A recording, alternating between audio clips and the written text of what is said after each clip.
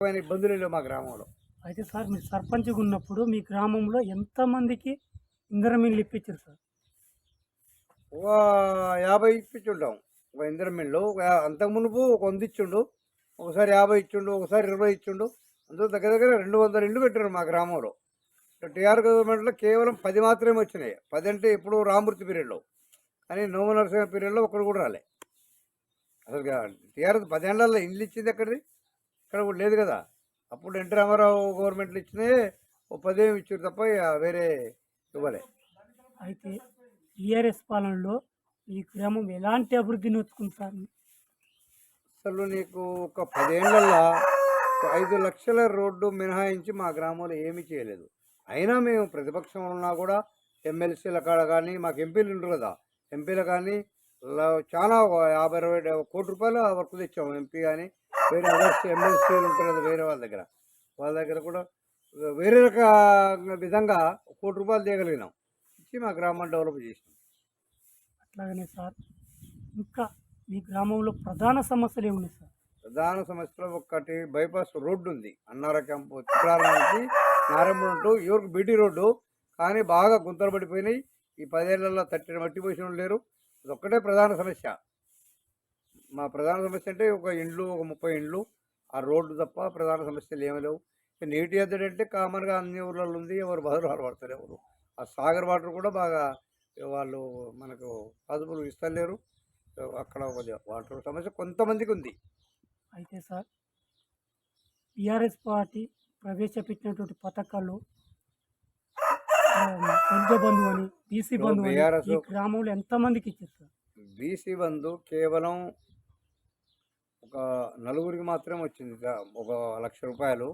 నలుగురు కూడా మేము సర్పంచ్ ఉన్నాం కాబట్టి ఏదో మా క్యాండిడేట్కి ఒకతనికి ఇప్పించుకోగలిగినా, వాళ్ళ ముగ్గురికి ఇప్పించుకోగలిగినారు. దళిత బంధు అనేది రాలే. ఆ వచ్చిన గ్రామాల్లో కూడా ఆ సర్పంచులు వాళ్ళకి ఇవ్వాలి వీళ్ళకి ఇవ్వాలని ఒక్కొక్క క్యాండిడేట్ దగ్గర 50,000, 1,00,000, 2 లక్షలు వసూలు చేసి ఆ గ్రామాల్లో కూడా ఇప్పుడు దళిత బంధు ఇచ్చిన గ్రామాల్లో జానారెడ్డికి బంపర్ మెజార్టీ వచ్చింది. ఇప్పుడు భగత్ యాదవ్ కులమైన యాదవులు ఉన్న గ్రామాలలోనే భారీగా వచ్చింది మాకు మెజార్టీ.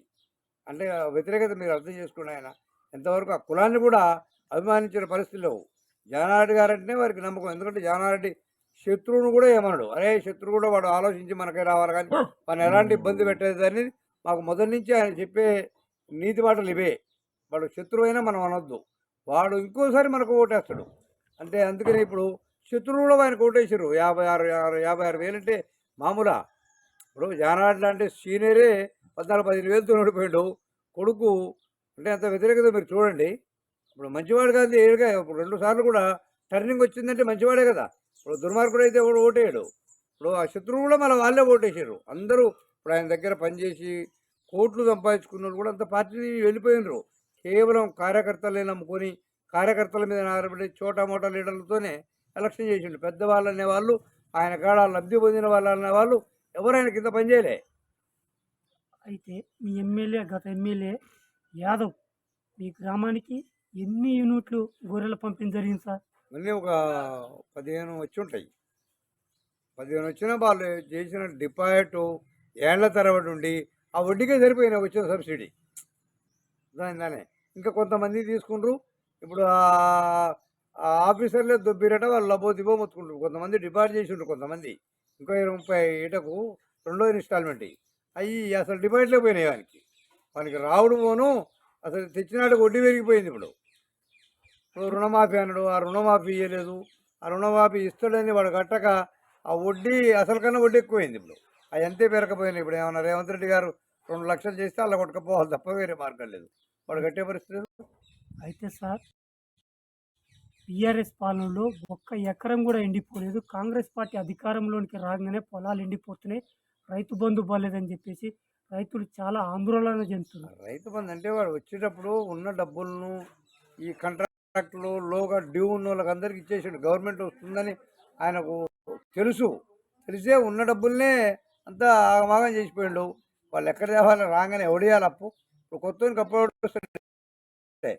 పాతోడు 10 ఏళ్ళ సుందరులకైతే వాడు అన్ని రసుకులు తెలుసు, ఏడ తేవాలి ఏందని వీళ్ళు వచ్చి చదువుకురు కదా. మళ్ళీ సంవత్సరం మనం వీళ్ళు వేయకపోతే మనం మాట్లాడదాం. వచ్చిర్రు, కొంతమందికి ఇచ్చిర్రు. 5 ఎకరాల వరకు పడుతూనే ఉన్నాయి, నిర్ణయాలు కూడా పడుతూనే ఉన్నాయి. కానీ 10 ఎకరాలకు ఇస్తే బాగుంటుందనేది కొంతమంది రైతుల అభిప్రాయం. ఎక్కువ మందికి 10 ఎకరాల వరకు పాసిబుల్ అయితే బాగుంటుంది. మరి 5 ఎకరాలంటే కొంతమందికి ఇబ్బంది అవుతుందనేది, కొంత తీసుకున్నోళ్ళకి కొంచెం చిన్నోనికి బాధ ఉంటుంది కదా! వాళ్ళు అనుకునేది ఏంటంటే 10 ఎకరాల కన్నా మినిమమ్ ఇవ్వాలి అనేది వాళ్ళ ఆలోచన. అయితే సార్ ఇంతకుముందుకు బీఆర్ఎస్ వాళ్ళు ఐకేప్స్ అంటారు.